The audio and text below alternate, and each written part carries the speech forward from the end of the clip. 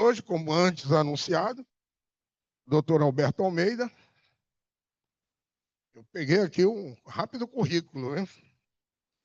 O Dr. Alberto Almeida, acompanhado da sua esposa, Adriana, é médico clínico geral e homeopata, terapeuta de família e transpessoal, com formação em programa neurolinguístico, dinâmica energética do psiquismo, constelação familiar e dinâmica de grupos. É natural de Belém, nascido de uma família espírita, iniciou sua trajetória como palestrante desde os 17 anos e, desde então, profere conferências, workshops e encontros coloquiais no Brasil e no exterior. Trabalha na educação e na promoção social das famílias abaixo da linha da pobreza, no Jardim das Oliveiras, aqui em Belém. O tema da palestra que o Dr. Alberto Almeida nos traz hoje é o amor pede passagem.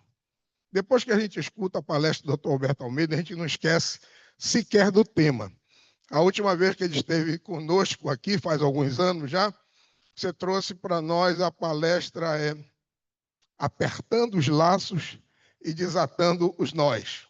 Muito significativa, foi muito importante para todos nós, que como com certeza também será essa palestra de hoje. Por favor.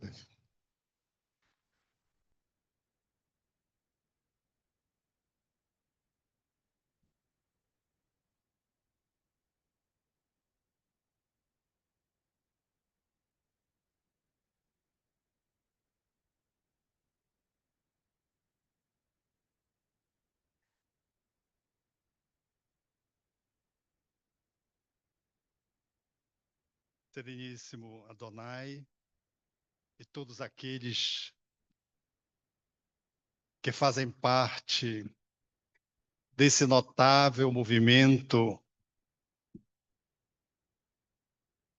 que compõe a maçonaria no nosso estado, a nossa alegria de podermos compartilhar nessa celebração reflexões que possam apontar na direção da fraternidade, da união, da solidariedade, da amizade. Para mim, poder estar em processo de comunhão nesta celebração é uma honra, eu e a minha esposa. Ora direis ouvir estrelas, certo perdeste o senso. Eu vos direi, no entanto, que para ouvi-las, muita vez desperto, e abro as janelas pálido de espanto. E conversamos a noite inteira enquanto a Via Láctea, como um palho aberto, cintila. E ao ver do sol, saudoso em pranto, ainda as procuro pelo seu deserto. Deslocado amigo, que conversas com elas? Que sentido tem o que dizem quando estão contigo? Direi, amai para entendê-las. Pois só quem ama pode ter ouvido, capaz de ouvir e entender estrelas. O soneto de Olavo Bilac nos convida à reflexão da metáfora da luz. Olhar as estrelas é sempre uma experiência notavelmente significativa. Há apenas quem não detém a capacidade da visibilidade posta a lamentação sobre o céu constelado. O céu constelado representa sempre um convite arquetípico que mexe com as nossas entranhas mais profundas, convidando-nos ao nosso processo evolutivo. Não há quem não se emocione numa noite escura, longe das grandes cidades, aonde a lua esteja ausente e o céu esteja de brigadeiro limpo, sem nuvens, que contemplando o céu constelado, não consiga sentir-se, de algum modo, convidado enigmaticamente a refletir sobre a sua própria vida.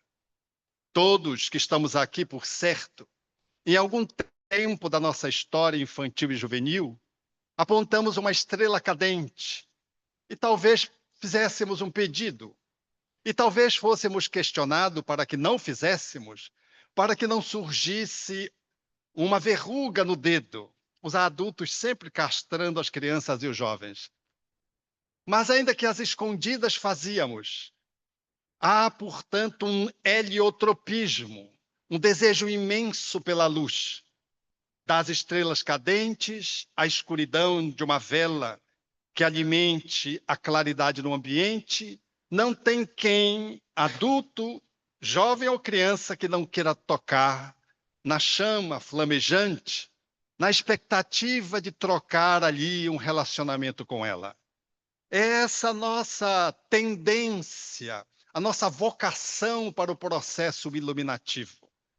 Quem não se emociona de ver essa constelação, às vezes posta no interior, quando os pirilampos, os vagalumes, aqui e acolá, em grupo, fazem o seu bailado. Ficamos procurando adivinhar aonde ele acenderá a sua própria luz, o grupo, para onde ele está se dirigindo. É a nossa tendência de poder estar sempre fixados na luz. E quando tudo se ausenta, nós vamos encontrar na ausência da luz, no mínimo uma fogueira. E se acende uma fogueira, mesmo que seja no calor do Pará, nós vamos experimentar uma necessidade imensa de ficar em torno dela, mexendo gravetos, olhando simplesmente para ali a chama, consumindo a madeira, brincando ou cantando, quem sabe, tomando um chimarrão, alguns outros fazendo uma outra escolha, mas temos uma tendência de ficarmos em torno da lareira ou da fogueira para celebrarmos o nosso encontro com a luz. No fundo, no fundo, no fundo, nós temos uma saudade da claridade. No fundo, lá no fundo, é o nosso arquétipo buscando a divindade. Há, portanto, uma necessidade imensa de nós podermos nos relacionar com a luz. Mas nós não nos damos conta, ou nós esquecemos, ou não conseguimos avaliar com uma certa precisão, de que nós estamos no meio de constelações. O lar é uma constelação de estrelas. O notável Allan Kardec, em meados do século XIX, haveria de afirmar categórico de que nós somos uma chama flamejante na nossa essência, de que nós somos claridade, nós somos luz.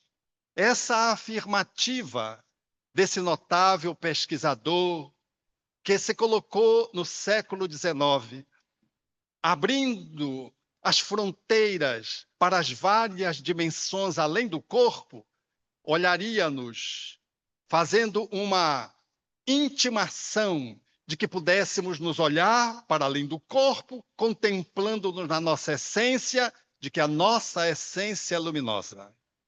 Quando nós nos apartamos da nossa essência, nós sofremos um colapso. E nesse colapso, nós temos a saudade se estabelecendo, se impondo como uma necessidade de fazer o caminho de volta.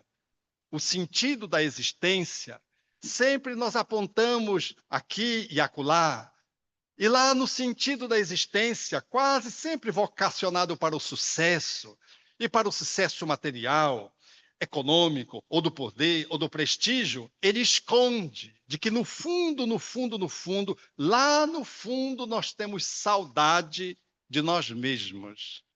Dessa fissura que se estabeleceu em algum tempo, não em todos nós, mas numa grande parte da humanidade que desconexa, tendo seus indivíduos desconectados de si mesmos, não sabem que são andarilhos à procura de uma luz e buscam aqui e acolá, no exercício existencial, encontrá-la, alhures em vão. Daí as grandes decepções existenciais da pessoa que consegue tudo, mas não conseguindo a si mesmo, se decepciona com a vida. Às vezes desiste, quando conseguiu percorrer e alcançar todos os objetivos que a maioria dos seres humanos almejam. Quando alcança, chega, mas não leva. Não leva porque ali não está inteiro.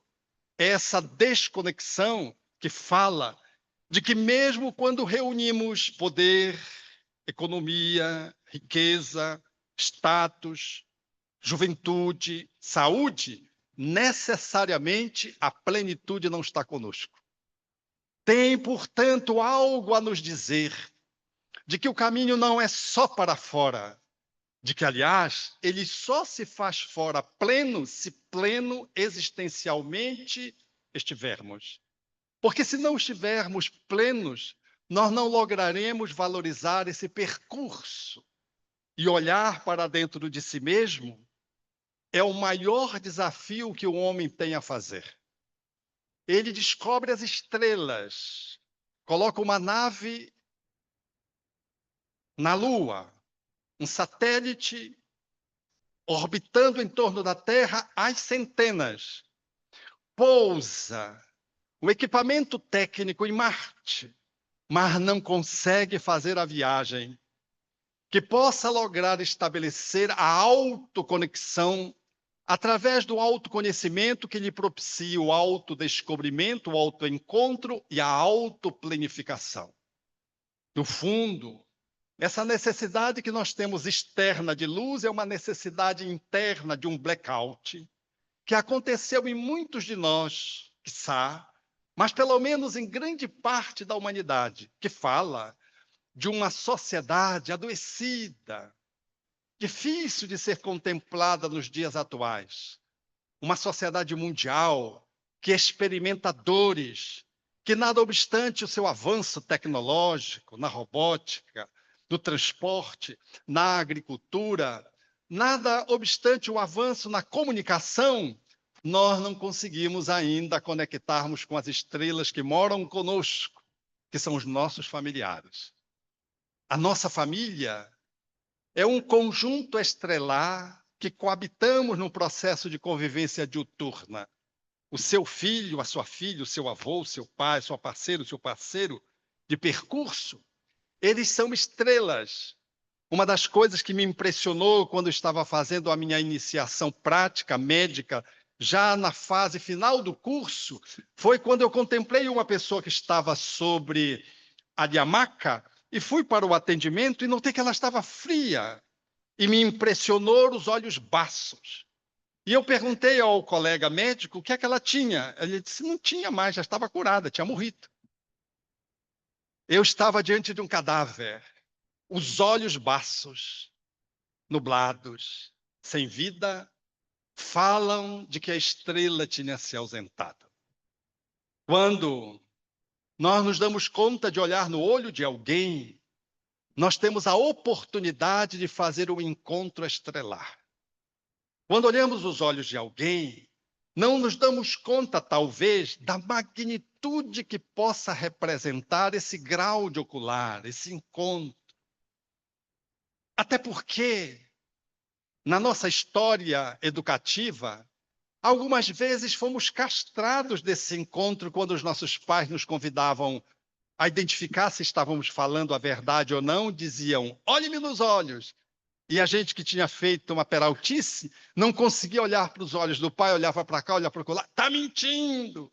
Isso marcou-nos e tirou a espontaneidade e a autenticidade orgânica de olhar nos olhos um dos outros. Olhar nos olhos é um desafio que nos desafia. Eu fiz um trabalho de formação em terapia regressiva a vivências passadas e uma das técnicas, um dos exercícios didáticos, era um didata diante do outro, que estava se fazendo o processo da formação, com um professor junguiano que viera de Londres, e nós ficávamos durante 15 minutos nos olhando nos olhos. E ao olhar nos olhos, primeiro um, depois o outro, nos primeiros 15 minutos, nós olhávamos e dizíamos quem era aquela pessoa, sem saber dela. Apenas olhando-lhe nos olhos. Depois invertia o processo e a pessoa anotava. Uma terceira pessoa anotava. Depois invertíamos e assim fazíamos esse circuito, esse tripé. na mudança de posições. Depois íamos para os mergulhos regressivos, trabalhando em encrencas ou experiências que pudessem nos oferecer a oportunidade da imersão nesse inconsciente profundo. E qual não foi a nossa surpresa? Que muito daquilo que foi descrito ali naquele exercício entre os alunos se revelaram no trabalho regressivo. Não só na afirmativa que se fez logo diante da afirmação e o outro confirmando após a escrita e após os 15 minutos que fazia sentido isso, aquilo outro, que o outro disse, e algumas coisas só se revelaram depois da regressão. Olhar nos olhos do outro é fazer uma imersão no oceano da alma, do ser.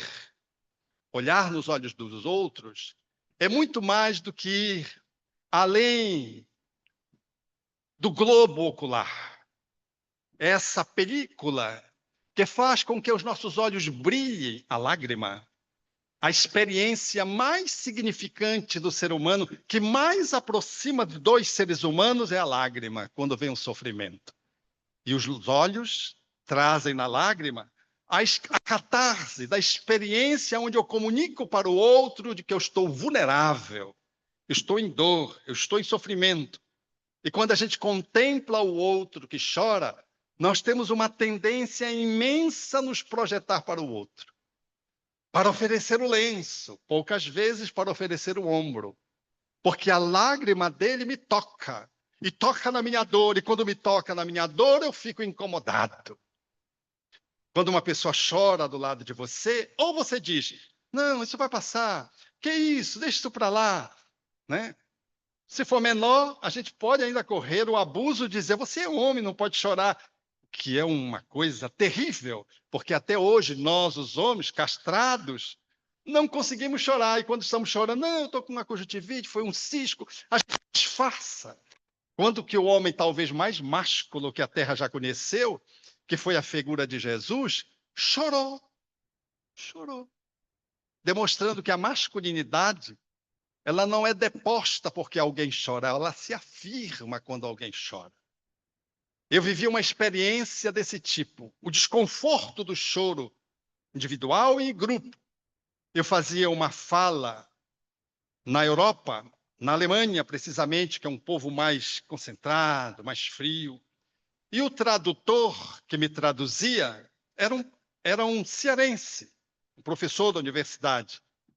E na hora que eu estava fazendo a fala, eu fui situar um caso, uma situação, e eu comecei a me emocionar.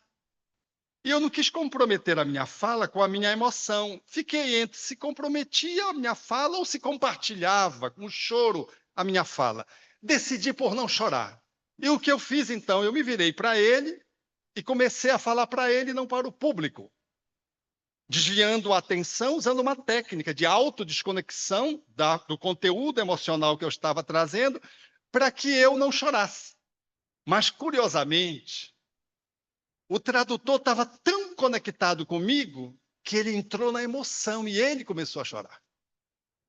E quando ele começou a chorar, o grupo achou que ele estava tendo dificuldade de traduzir. As pessoas da primeira fila começaram a dizer o que é que significava a minha fala em alemão, porque ele traduzia para o alemão. E eu fiz assim para as pessoas. Mas eu fiquei tão fora de mim que eu peguei a água, coloquei a água e ao invés de dar para ele que estava chorando, eu tomei a água. Numa gafe incomparável. E depois que eu tomei a água, eu disse, não, mas é ele quem está chorando, não és tu. Mas que a emoção era minha. Ele estava traduzindo a minha emoção e o meu choro que eu contive. E a plateia toda entrou num processo de comoção, porque a história, efetivamente, era uma história muito emocionante, muito dura, muito difícil, porque envolvia crianças, envolvia afetividade. E quando envolve afetividade e criança, aí as coisas se centuplicam dentro de nós mesmos. Então, quando alguém chora, nós perdemos, assim, às vezes, a naturalidade. Ao invés de deixarmos a pessoa chorar, ou pegar carona no choro do outro para chorar nosso choro, a nossa dor, a gente tenta estancar a dor do outro para não revelar a nossa. É a dor que permanece ocupando o lugar do amor. É o sofrimento que continua insistindo, petrificando-se, evitando que a lição, a experiência, possa nos graduar como pessoas maiores que nós mesmos. Então, olhar nos olhos do outro é uma experiência no lar, estrelar. Eu convido a que possamos fazer isso a partir dessa fala de hoje. Olhar nos olhos do nosso filho, não para saber se ele está mentindo, mas para dizer para ele o quanto ele significa para nós. Olhar para a nossa parceira de caminhada, de jornada, e olhar para ela e não dizer nada, apenas olhar. Ou se quiser dizer, diga aquilo que venha do coração, fazendo talvez uma poesia experienciada na lágrima para dizer o quanto você a ama. Olhar nos olhos do outro, quando o outro está com raiva, para perceber que o outro, quando o olhar é de raiva, traz um conteúdo que nos assusta muitas vezes. E olhar para o olho do outro, a estrela que está embaçada por nuvens da depressão. Toda pessoa que está depressiva, o olhar é baço. O olhar está nublado. A pálpebra fica semicerrada. A pessoa não olha direito para você. A lubrificação dos olhos fica um pouco comprometida. É a depressão. Eu, como profissional da área, vejo que a pessoa vai melhorando quando os olhos se acendem. As pálpebras se levantam. E se for mulher, ela já vem com batom. Quando ela vem com batom, está dando certo a terapia. É a magia do ser humano que fala de si mesmo através de um corpo, mas cuja essência se revela fundamentalmente pelos olhos. Daí a tradição popular dizer que os olhos são as janelas da alma. Acessar o outro pelos olhares, pelo olhar, está na boate, no encontro da sedução, é pelo olhar. Você olha e se conecta com alguém. Você não sabe por que se conectou com alguém, mas o olhar fisga você. O processo da sedução também, ele se faz pelo olhar, aonde tem um código de barra como que tem uma frequência da alma que comunica-se com a outra para além daquela escuridão do lugar onde estamos, eventualmente, dançando, comemorando, e ali trava-se o encontro e alguém é capaz de dizer: eu o amei desde a primeira vez. Amor à primeira vista. Mal sabe que as múltiplas vistas, numa perspectiva dos múltiplos renascimentos, nós reencontramos pessoas. E quando a gente reencontra, a gente sabe que a pessoa diz-nos respeito, seja pela uma afinização que garanta uma simpatia gratuita, seja pela uma aversão que se instale de pronto, onde eu sei, a gente costuma dizer numa linguagem popular, o meu santo não foi com o santo dele, como se os santos brigassem. A gente é que briga, não são os santos. Mas nós falamos isso enquanto metáfora desse distanciamento que a gente tem com o outro energético. É como se as nossas almas fossem água e óleo, elas não se cruzam, não se conectam. Há uma dificuldade, e às vezes está dentro do lar. Essa constelação de estrelas, às vezes tem uma que te fala mais fundo ao coração, e tem outra que é mais reticente, que é mais circunspecta, que te olha de soslaio, que às vezes te evita olhar, ou quando te olha, parece que está lendo dentro de você, como um juiz lê a alma de um criminoso. Parece que aquela criança está nos despindo para olhar algo ruim. E a gente, engraçado, é meu filho. É, seu filho nessa. Mas é um reencontro, aonde ele te olha e vê você com a equipamento físico de agora, mas a energia de outrora. E por isso ele é muito reticente. Ele é muito refratário a um processo de conexão, de amor filial. Pai e filho vivem esses estremecimentos. Mas o que dizer daqueles aonde a pessoa olha a filha e parece que esquece da esposa. Tem muitos homens que fazem isso. Esquece, parece que o amor foi todo transferido. E a esposa fica também assim, um pouco inquieta com aquela preferência que se faz absoluta. Às vezes é um reencontro. Há três que se está estabelecendo ali no código do tempo, na multiplicidade das experiências do tempo. É o amor que está se refazendo, garantindo uma nova perspectiva de unidade, de harmonia. Porque se você quer resolver a encrenca com alguém, coloque na posição do filho e fica mais fácil. Alguém que você odeia, vendo como filho, você sente uma resistência, mas a vulnerabilidade de uma criança te abre as portas para amá-lo.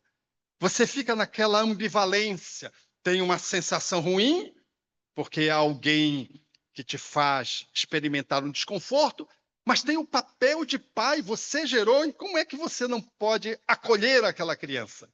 Como filho, como neto? Como tive um amigo, disse assim, Alberto, o meu primeiro filho, o meu primeiro neto, eu coloquei nos braços depois de 7 meses. Eu tinha tão desconforto com ele. Eu olhava para ele e não conseguia. Imagine, porque todo avô e toda avó, como diz uma amiga muito querida, é meio abestalhado, são meio abestalhados, fazem todas as vontades, né? Como avô, eu não conseguia colocar no colo. Foram 7 meses para eu colocá-lo no colo. Ele dizendo, esse ou me matou, eu matei, ou coisa pior. Inimigos gratuitos que se reencontravam agora sob novas vestes, para ressignificar laços e para aprumar a amorosidade num tom acima daqueles que já foi cultivado outrora. Esse é sempre o convite da vida. O convite é para um exercício de amor que se revela no lar, com afinidades e distanciamentos, e que falam desse processo da nossa necessidade de consolidar afetos e de ressignificar desafetos. São estrelas que, como que, estão num outro universo zodiacal. E a gente tem que fazer um nexo para podermos nos aproximar dela. É a lei de amor que nos faz renascer. Porque se efetivamente a vida não fosse considerada sobre esse prisma, talvez pudéssemos ter muita dificuldade de compreender algumas ocorrências que se dão na nossa existência cotidiana, de encontro de almas que são essências luminosas, mas que não vivem com a sua claridade presente. Para dar um exemplo, no nível mais coloquial e mais intimista, a minha família de 8 irmãos, uma família da época que habitualmente tinha muitos filhos. Hoje, a dinâmica é outra. E dentre os irmãos, eu sou o quarto. E tem um antes de mim que era o preferido do meu pai. Não sei se você foi preferido de alguém dos pais ou se você foi aquele que ficou assim de escanteio. Porque tem o preferido e tem o preterido. Eu era um dos preteridos pelo meu pai, dos rejeitados. E o meu irmão de antes, o Eduardo, era um dos preferidos. Aliás, ele era um não, ele era o preferido. A tal ponto de nós, entre irmãos, dizermos assim: o Eduardo, pai, é o filho de ouro teu, e nós somos o filho de latão. Não era nem prata, era latão. Para mostrar o quanto nós não tínhamos categoria no coração dele. E ele tentava negar, mas de vez em quando ele se equivocava e dizia que eu chamo o filho de ouro. O filho de ouro não, Eduardo, porque ele também entrou na história do filho de ouro e acabava que ele ali, aqui e acolá se equivocava na tentativa de esconder, achando que ele poderia ser equânime. Não era equânime, ele tinha preferências. E tudo bem, nas afinidades. O problema é se a afinidade faz você ser injusto. Aí você rompe com a equanimidade, e isso não é bom. Geradores. E o meu pai não tinha essa habilidade capaz de poder tratar com equanimidade e garantir ao Eduardo, meu irmão anterior de mim, o terceiro, uma relação mais de encontro, de simpatia, encontro de interação de duas almas que tinham já construído isso em algum outro tempo na esteira do tempo. E assim era o Eduardo. Por exemplo, se o meu pai me via jogando bola na rua com o Eduardo, ele via, me dava um pito e me assava de me dar uma turma. Mas pelo Eduardo ele não dizia nada. O Eduardo tinha salvo-conduto. Mas era bonito, num dado momento, isso que me gerou inquietação, dificuldade. À medida que o conhecimento vai nos banhando e a gente vai fazendo um esforço para desenvolver a amorosidade e superar os nossos limites, eu fui compreendendo de que se o meu pai tinha uma preferência pelo Eduardo, o Eduardo tinha uma pegada com meu pai muito superior à minha. E eu era um filho assim muito religioso, o Eduardo nem tanto. O Eduardo gostava das festas, das farras, e eu não, era mais tímido, mais recolhido, vivia mais por sagrado. Mas o Eduardo tinha um amor pelo meu pai mais sagrado do que eu. E isso me despertou. Eu digo, como é que o Eduardo tem tanta paciência com o meu pai? Meu pai tinha uma doença psiquiátrica. Como é que ele tem tanta paciência e eu não tenho? Aí eu comecei a valorizar o amor que eles tinham um pelo outro. Era um processo de reciprocidade, de amor a dois, tão difícil de lidar na separação, que quando meu pai estava para sair do corpo e ir para o Oriente, ele, na UTI, com 94 anos, nós, os filhos, nós somos muitos médicos, todos fomos visitar o meu pai rapidamente. Mas o Eduardo não conseguia ir visitar o meu pai, porque ele sabia que o meu pai estava prestes a desencarnar, sair do corpo. Então, foi necessário que meu sobrinho viesse do Rio Grande do Sul, filho desse meu irmão Eduardo, e dissesse: pai, não vai ver o teu velho? O teu velho está para desencarnar. Vai lá, pai. Então empurrou e o Eduardo foi ver o meu pai. Era tanto amor que dar a Deus para quem a gente ama precisa de muito mais amor para desprendimento, para desapego. Porque quando a gente tem muito amor e tem muito apego, é muito difícil soltar. É muito difícil dar a Deus. E o Eduardo foi, depois de mim. Eu fui logo, um dos primeiros. E quando eu cheguei lá, foi uma decepção, porque quando eu cheguei, adivinha o que o meu pai disse na primeira frase: cadê o Eduardo? Mas eu já tinha resolvido essa encrenca dentro de mim, já carimbava o amor dele pelo Eduardo e Eduardo por ele.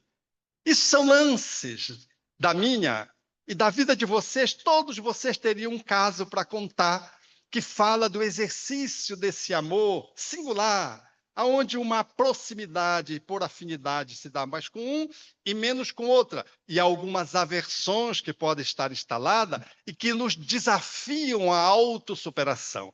Porque amar quem nos ama é dever de retribuição, mas amar quem nos rejeita é um exercício de caridade, de fraternidade eloquente.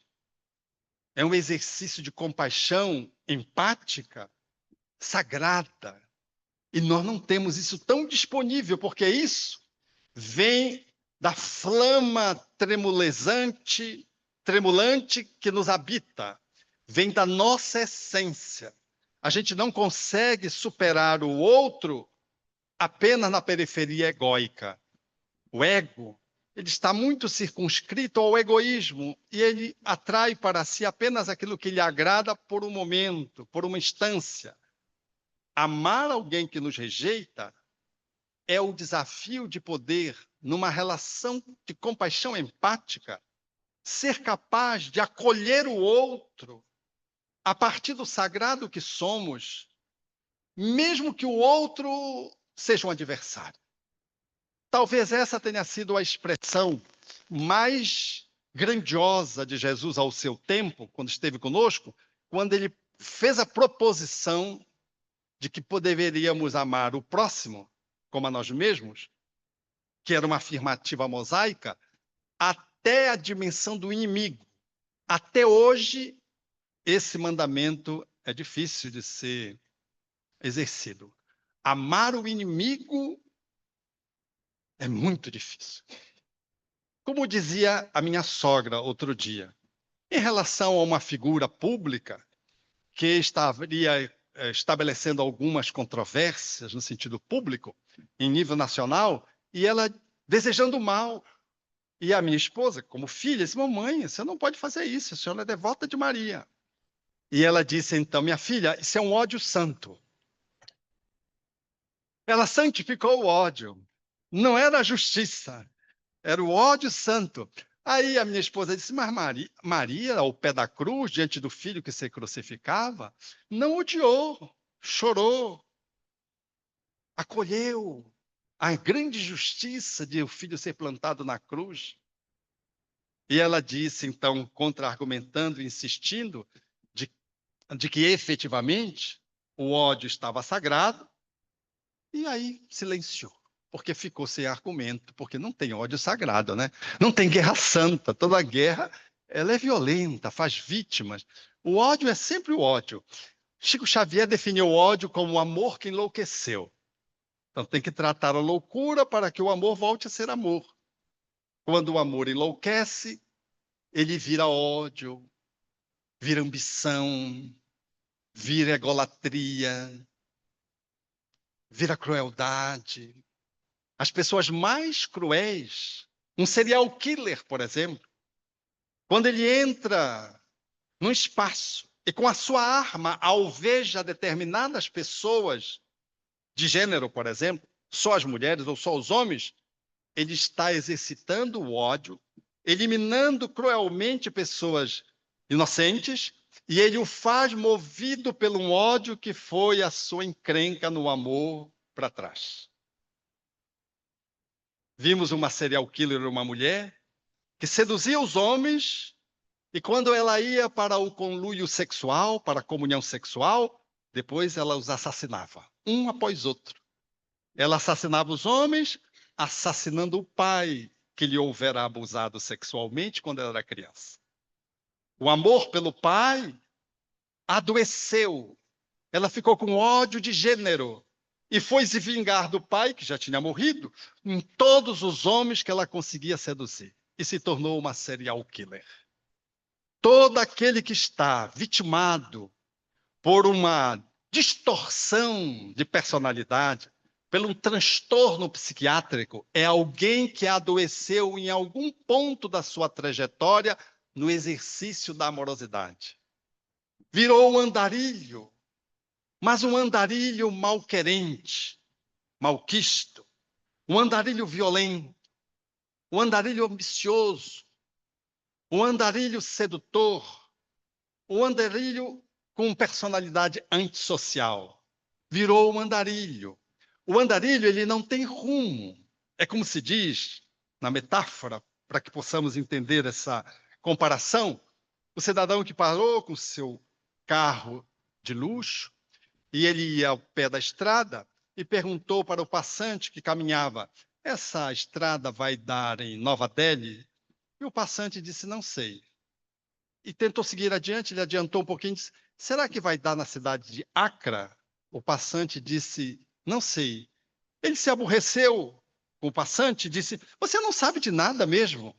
O passante olhou para ele e disse: eu não sei de nada, mas não sou eu quem está perdido.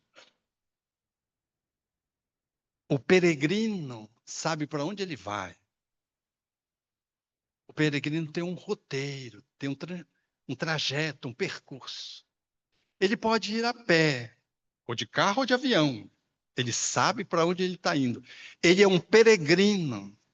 Ele não é um andarilho que está dando voltas no mesmo lugar, perdido de si mesmo.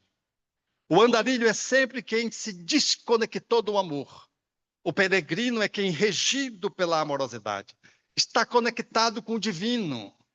E no GPS cósmico, ele conecta-se com o grande arquiteto do universo, e conectado com ele, o sagrado, do qual ele é originário, ele segue na chuva, no sol, segue numa classe mais desfavorecida, ou numa classe mais abastada, segue tendo poder ou não tendo grande poder, tendo prestígio popular ou sendo um anônimo na sociedade. Ele é um peregrino, ele é pleno, ele vai na luz.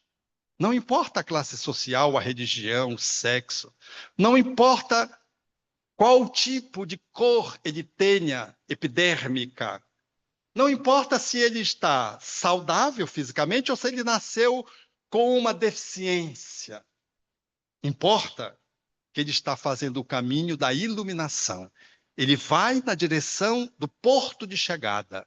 E ele não se distrai com os apelos que ele vai encontrando ao lado do seu percurso. Ele segue. E ainda que despossuído muitas vezes economicamente, experimentando dores da perda de um ente muito amado, às vezes trazendo marca de uma história de vida difícil, ele segue, porque ele está conectado com o divino. E sagradamente os seus passos são sagrados. Ele não vai para uma terra sagrada, ele caminha na terra que ele sacraliza aonde ele está. Esse é diferente do andarilho. O andarilho, às vezes, que tem todo o poder do mundo, esmaga os outros, esmagado que está em si mesmo, e não logra se sentir feliz. O andarilho é aquele que caminha, às vezes, tendo saúde plena, mas ele não dá-se conta de que ele não detém a saúde da conexão com o divino, e essa desconexão o coloca em vulnerabilidade social e mental. A qualquer momento da sua trajetória, ele pode ter um surto. E ainda que ele seja bem reconhecido na sociedade, ele pode soltar de um prédio, pode se matar. Porque se a sua vida, num dado momento, sofrer alguma intercorrência, algum revés, ele não tem estrutura para segurar a encrenca. E ele vai num processo de fuga, tentando matar a vida, matando o corpo. Ele confunde. A vida não é o corpo faz parte da vida, mas a vida é muito mais abrangente, muito mais transcendente. Então, o exercício do amor é sempre um convite para que possamos fazer essa trajetória. A figura crística, quando esteve conosco, fez uma fala que ficou emblemática na história do cristianismo. Ele já tinha sido crucificado e ele faz um diálogo com aqueles que eram os discípulos na areia da praia, numa noite em que os discípulos estavam com dificuldade de conseguir a pesca. E ele, da praia, ensejou que eles jogassem a rede numa certa direção, à direita do barco. E quando os discípulos puxaram a rede no mar da Galileia, ela estava apinhada de peixes. E eles deram-se conta de que aquela voz inconfundível, e que quase sempre estava posta de uma forma a orientá-los, era do Cristo. Eles vão à praia e sentam-se em torno de Jesus, ressurrecto, e um diálogo se trava lá espontâneo, em torno de uma fogueira e de uns gravetos, improvisando o peixe que estava sendo assado. E Jesus, num dado momento, vira-se para Simão e diz: Simão, tu me amas? Simão não entendeu a pergunta. Ele disse: sim, claro que eu te amo, mestre. Apacenta os meus ovelhas. Fez uma pausa e ele volta e pergunta de novo: Simão, filho de Jonas, amas-me? E Simão toma um susto, porque ele estava repetindo a mesma pergunta, cuja resposta era óbvia. E ele ficou a raciocinar, ele saiu de Cafarnaum, há um chamado à beira do lago, para que ele o seguisse, e ele deixou o lago diante de um chamado que foi lindo. Quando ele convidou a que ele pudesse pescar homens no oceano da vida, abandonou as redes e foi segui-lo, compondo o grupo de 12. E disse: claro que te amo, mestre. Por ti serei capaz de dar a minha própria vida. A pausa se fez agora ruidosa. Pedro começou a pensar que Jesus estava duvidando da sua fidelidade. E Jesus pergunta pela terceira vez: Simão, tu me amas? E Simão não aguenta da emoção. E diz: sim, mestre, tu sabes que eu te amo. E começa a chorar. Então Jesus volta-se para Simão e repete pela terceira vez: então, apacenta os meus cordeiros. Digo-te, Simão, que quando tu eras mais jovem, tu ias para onde tu querias. Mas já avançado em idade, outras mãos se darão às tuas e tu serás conduzido para lugares aonde tu não ousas imaginar. Jesus fazia menção implícita a Paulo, que mais tarde daria as mãos simbolicamente a Simão Pedro e levaria Simão Pedro para Roma, quando ele seria crucificado. É natural pensarmos por que Jesus fez 3 vezes a mesma pergunta. Talvez porque Pedro tivesse negado 3 vezes antes da crucificação, quando lhe perguntaram se ele o conhecia. E ele disse por 3 vezes que não. O galo cantou, conforme Jesus havia dito, cronometrando a sua perfídia. E ele sai da casa, do ambiente, do palácio do sumo sacerdote Caifás, do pátio, e chora amargamente, porque tinha negado Jesus, tal como Jesus havia dito. Talvez fosse para afirmar na sua consciência, por 3 vezes, que ele deveria fidelizar o amor. Talvez. Mas essas 3 perguntas envolvem 3 dimensões do amor. O amor pequeno, a primeira pergunta, numa linguagem grega, cujo amor tem vários semblantes, várias adjetivações, é o amor porneia. O amor porneia é o amor captativo, é o amor que come, que engole, que é tudo para mim, é um amor egóico, é um amor que quer tudo para si. Esse é o amor porneia. É um amor, portanto, da criança. A criança é porneia, ela só vê o mundo em torno dela. Tudo é para ela. Ela não consegue nem ver o irmão. Ela, recém-nascida, não consegue nem ver a mãe, ela vê-se. A segunda pergunta que Jesus faz a Simão fala do amor, um amor já diferenciado do porneia. É o amor eros. O amor eros é o amor de vigor, é o amor juvenil, possante, energético, que vê o outro, já vê o outro, mas vê-se em primeiro lugar. É bem do adolescente, que se tiver uma cadeira, ele corre para sentar, ainda que o idoso venha caminhando do lado dele. Ele se apressa. Se tiver uma comida em casa, o teu filho porneia, ele não quer saber se o outro vai chegar depois. Ah, eu cheguei primeiro. Ele come tudo, porque ele está com fome e não deixa o outro para o outro. Porque ele é amoreros. Ele ama o irmão? Ama, mas ele dá preferência para ele. Mas é uma preferência exagerada. Ele poderia partilhar a comida, mas não partilha.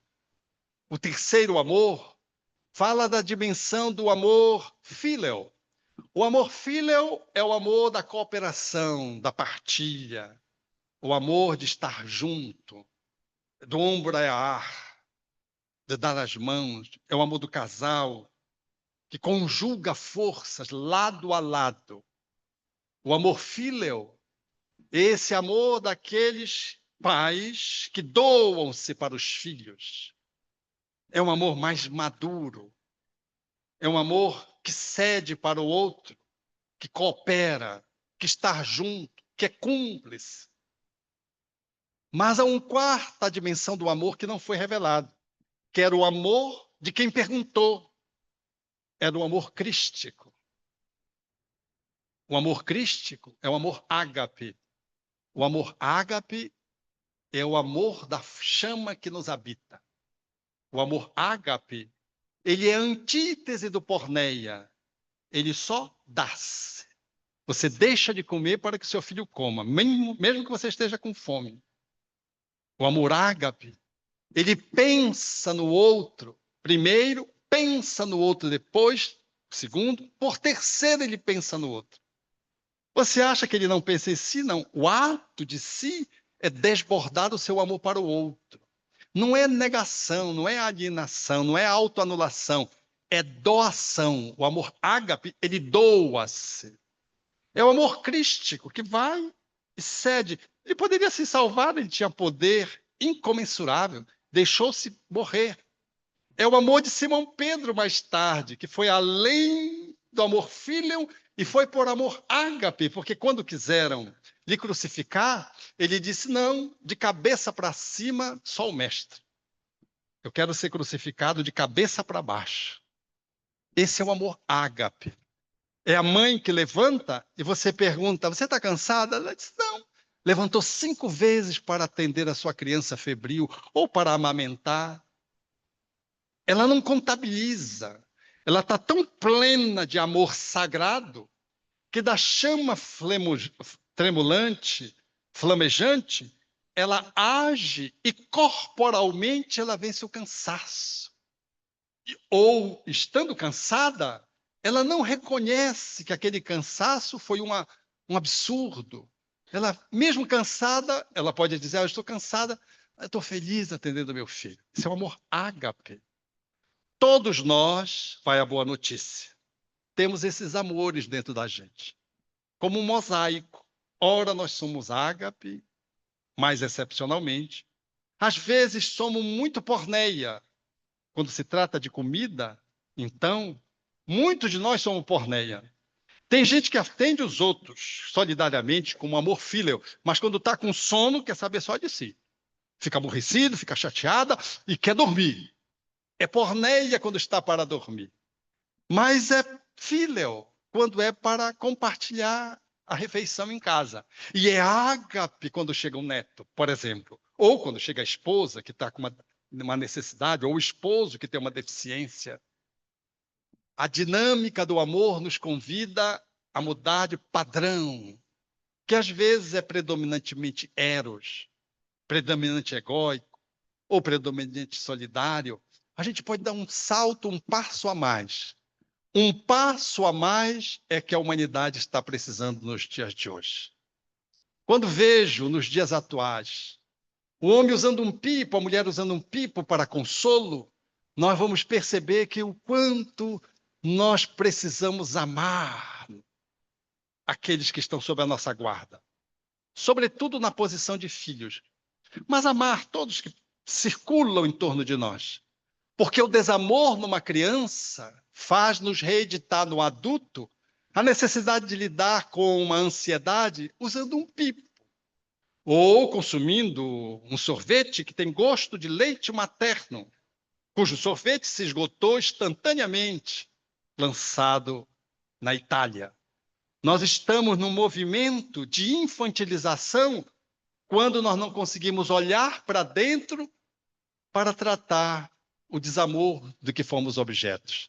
Trazemos uma criança ferida e essa criança ferida nos domina num determinado momento. Aí a gente vai para o chupeta, vai para o bebê reborn, vai para o sorvete, ou vai para a agressividade porque bateu,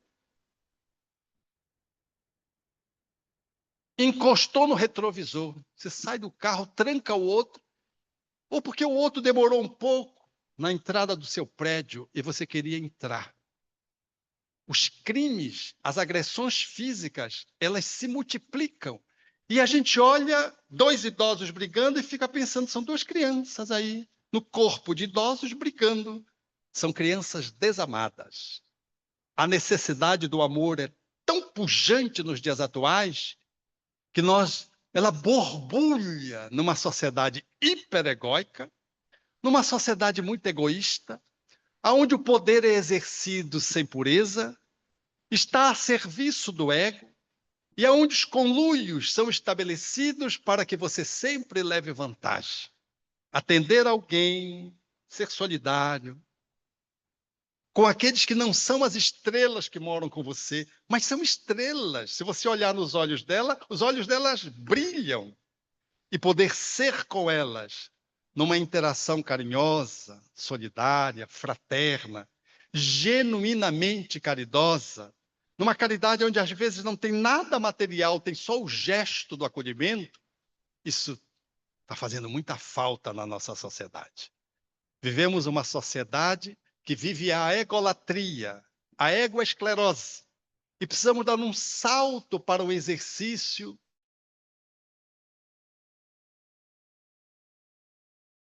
alguém de qualquer jeito. Queremos encontrar a metade eterna, um príncipe, mas não é uma princesa. Ou uma princesa, mas nós somos um sapo. Como é que a gente quer comprar uma princesa? Nós queremos encontrar algo e de graça, que a graça de Deus se faça. E a gente às vezes fica acomodado. adoecido, adaptado no mundo doente. Quem se adapta no mundo doente também vive a doença.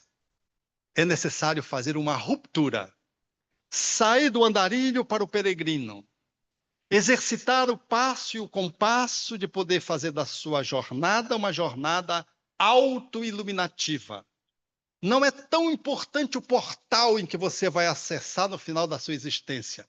É importante cada passo que você dá, aonde você ilumina alguém que está por perto, porque você está autoiluminado.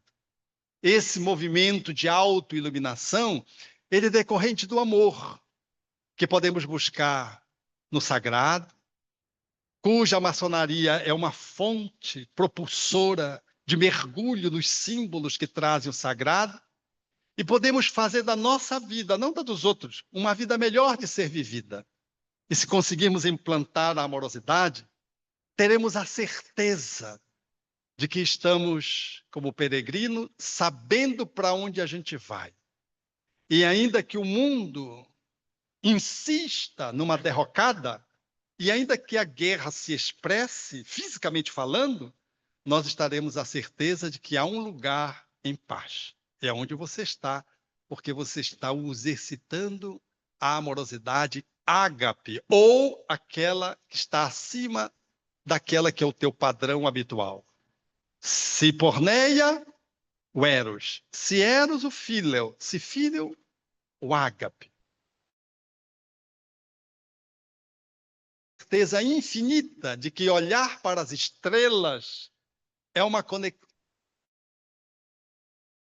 Você está conectado com o divino. Você olha para as estrelas e se emociona, como se fosse alguém perdido, mas nada, você está achado, você se achou, está conectado com o divino e você contempla a criação dessa Via Láctea, que é uma das 3 trilhões de galáxias até agora registradas. Você se contempla e dá-se conta de que você está com ele, o grande arquiteto do universo. E não precisará dizer, como diz o poeta, no testemunho de busca, ao dizer quem foi que fez o sol tão vivificador, e sua luz tão pujante, cheia de fulgor, os trilhões de estrelas que cintilam nos céus, e as nuvens vaporosas como densos véus, a mecânica celeste, o arcano profundo da eterna ciência que equilibra os mundos, os micro-organismos em desenvolvimento e os orbes gigantescos em deperecimento, o átomo e a nebulosa, a ameba e o serafim, e as origens das coisas que nunca terão fim, a virtude impoluta que não se modifica e a possante virtude que a tudo vivifica. Quem foi que fez a chuva, o vento, o raio, o trovão? Fez a primavera, o inverno e o verão? E o perfume das flores, o som, o ar, os campos, as florestas, a terra, o céu e o mar, o infravermelho e o ultravioleta. E da lagarta surgir a bela borboleta, os clarões da luz do sol e o cantar do roxinol. Quem foi que fez as feras bravas, a asa de um inseto, a beleza de um ninho? Deu agilidade à incrível pulga saltitante e fez o passo lerdo, tardo do elefante. E o colibri com nímia sutileza, sugando o mel das flores com tal delicadeza. O tatu escavando a cova em que se abriga. E a faina inesgotável da minúscula formiga. O inquieto macaco e o fogoso corcel. E a abelha trabalhando na construção do mel, o tubarão, a baleia e a engenhosa aranha tecendo a sua teia. E o instinto de conservação como bússola infalível de orientação, guiando com acertos irracionais sem nunca transgredirem as regras naturais. E as maravilhas do reino vegetal. O leito onde repousa todos os mineral, os prodígios da animalidade, e um elo mais acima, a nossa humanidade e tantos outros reinos que nós desconhecemos, sistemas de mundo que nós nem nos apercebemos, os gênios tutelares, imersos nos segredos dos planos siderais. Que maravilha é essa que eu não posso descrever com todo o dramatismo que eu pudesse ter? Artista inimitável, sublime e limitado.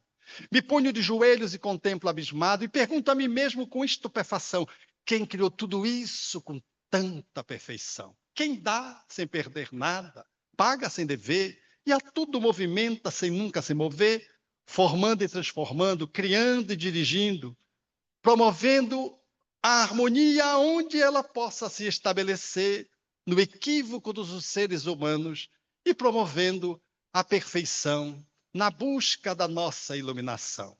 Pergunto a outras vozes: quem me podeis dizer? Eu vos peço, queridos irmãos meus, e as vozes me respondem: foi Deus, foi Deus, foi Deus. Foi Deus, obrigado.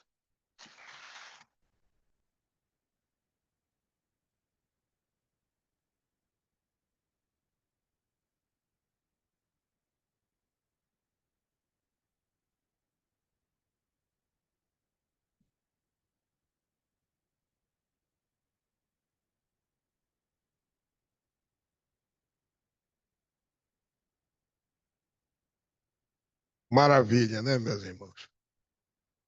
Muito obrigado. Muito obrigado mesmo.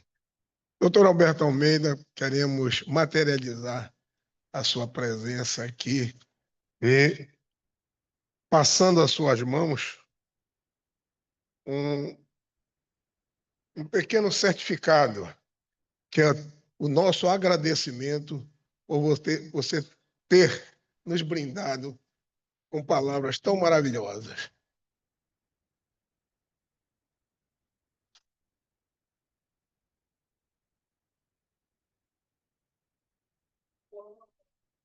Uma foto? Pronto.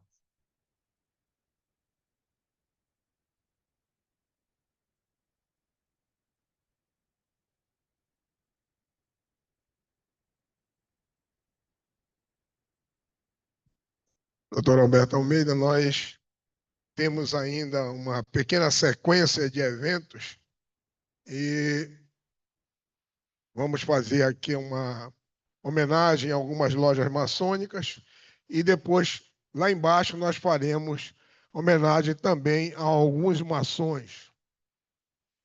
Nós vamos... Mas, de antemão, eu gostaria de avisar que amanhã teremos palestras ainda, amanhã à noite, às 20 horas. Traje esporte, não precisa mais vir todo mundo de preto. Usamos o preto para mostrar a nossa igualdade. Nós estamos todos iguais aqui, é a forma que nós mostramos a nossa igualdade. Todos usando o... Sabia que ia acontecer? Todos usando o mesmo traje, né? Então, amanhã podemos vir mais à vontade. E sexta-feira nós teremos aqui a apresentação da Orquestra Sinfônica do Instituto Carlos Gomes, e ela vai apresentar para nós, vai fazer a apresentação da ópera de Mozart, A Flauta Mágica, que tem tudo a ver conosco. Toda a nossa simbologia está descrita na Flauta Mágica. Então, nós estaremos também na sexta-feira aqui e na sequência de eventos que teremos sábado e domingo, que todos estão acompanhando. Rodrigo, me dá uma ajuda aqui rapidinho. Então, nós gostaríamos agora de fazer homenagem a algumas lojas maçônicas, lojas que estão aí trabalhando há mais de 30 anos, então são merecedoras realmente de um título da grande loja, recebendo o título de...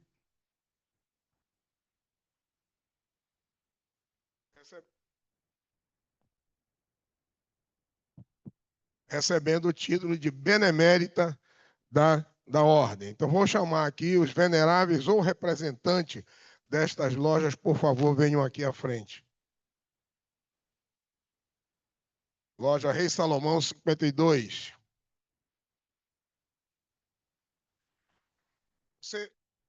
Você tire a placa daí de dentro, porque vamos fazer... Como as placas são... O título é o mesmo, benemérito da ordem para todas as lojas, então todos receberão a sua placa. Uma leitura só, para não perdermos tempo. Mais, por favor. Qual é a loja? Fênix Fraternidade 53.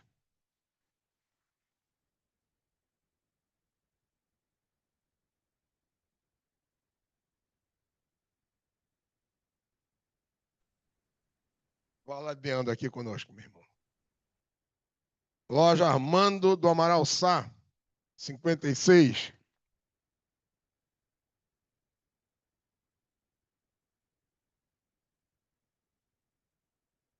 Bom, até agora é bom que não teve representantes. São os veneráveis mesmo.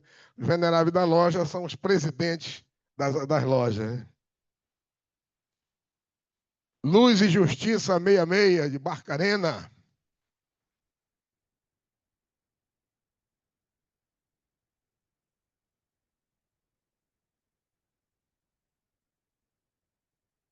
Pois não, meu irmão.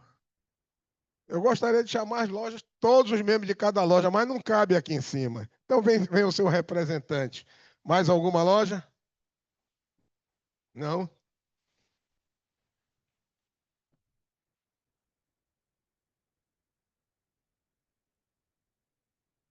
Essas, esses títulos são concedidos através de decreto. Então, concede o título de benemérito da Ordem Augusta e Respeitável Lojas Maçônicas, né?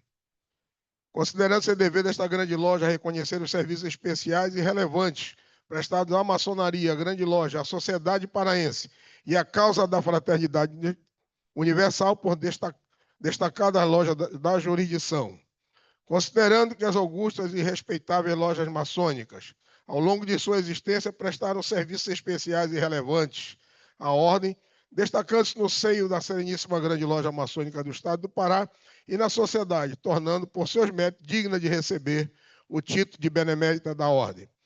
Decreta, fica concedido o título de Benemérita da Ordem pelos especiais e relevantes serviços prestados à Ordem, à Grande Loja e à sociedade em geral. A idade traçada, este decreto entra em vigor nesta data. Todos os decretos têm o mesmo teor, mudando o nome das lojas respectivas. Meus irmãos, suas lojas estão recebendo este título de da ordem, porque realmente são merecedoras desta honraria. Algum dos veneráveis mestres gostaria de usar rapidamente a palavra em nome dos demais? É o nosso palestrante de amanhã, viu? Meus irmãos, receber esta como homenagem, né, da Armanda Amaral-Sá e se estende às outras lojas, nos traz mais responsabilidades, porque nós temos aí uma história de coisas, de ações que não param, todos os anos se renovam porque tudo é feito de coração, tudo é feito porque nós somos verdadeiros maçons. Então, eu gostaria de agradecer à grande loja do Estado do Pará por essa honraria, em nome de todas as lojas, tá bom? Em nome de todos os maçons. E queria dizer que isso sirva de motivação para todos os outros. Sirva de motivação para todas as lojas. Porque nós, unidos, somos muito mais fortes. Nós, unidos, somos muito mais fraternais. Muito obrigado. Eu sempre digo que unidos, juntos, nós somos fortes. Unidos, nós somos imbatíveis. Vamos para cá para frente agora para bater aquela foto bonita, né, para ficar registrado. Como disse o doutor Alberto Almeida, vamos sair de trás do palanque, né? Doutor Alberto Almeida, venha participar conosco da foto. A cunhada também, oh, a sua esposa, que todas as esposas nós chamamos de cunhadas.